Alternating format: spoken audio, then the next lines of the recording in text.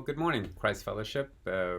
We are on our third part of our discussion about eternal rewards and how we don't all end up equal in heaven, although we'll all be equally content.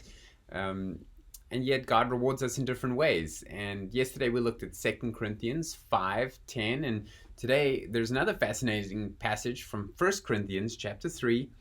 And Paul is using a metaphor here of building, talking about building on the ministry and how different people have different roles and they build with different materials, and so there's a different reward. First Corinthians chapter 3 verse 9 says, "For we are God's fellow workers. You are God's field, God's building." In verse 11 he says, "No one can lay a foundation other than that which is laid, which is Jesus Christ. Now, if anyone builds on the foundation with gold, silver, precious stones, wood, hay, straw, each one's work will become manifest, for the day will disclose it." Stop right there for a moment. So here in this metaphor that he's using, different people use different quality of material in their building, in their ministry. Gold, silver, precious stones, or wood, hay, straw. And the day will disclose the quality of a person's work, the day meaning the day of judgment. Now, as we saw yesterday, the bema seat of Christ, the judgment seat of Christ, is a judgment for believers that's not a judgment of fear. It's not a judgment of condemnation. It's a reward ceremony. It's a graduation ceremony where different people get different levels of distinction for what they've done for the Lord.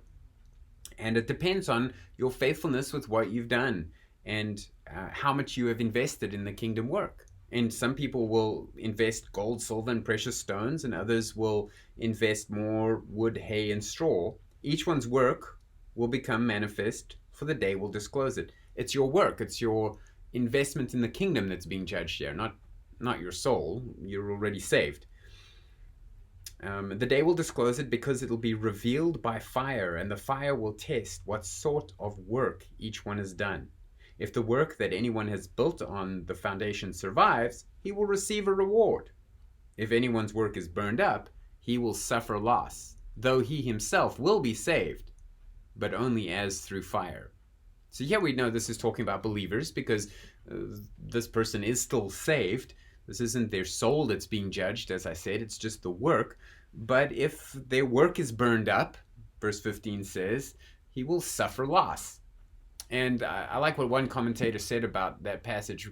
We're not sure what to suffer loss means. One thing we know it doesn't mean is to not suffer loss.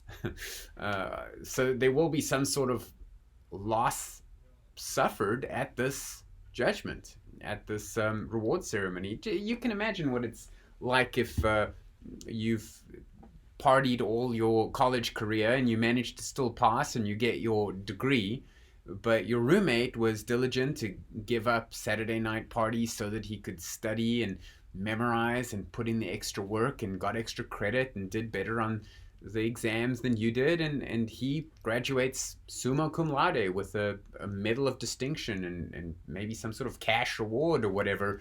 You'll be happy for him, especially if you were perfect, as we will be in heaven.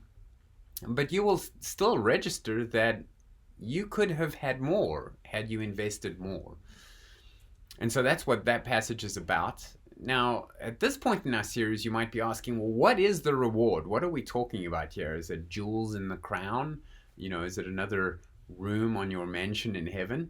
Well, we'll get into the specifics of that tomorrow. So tune in again tomorrow for more on eternal rewards.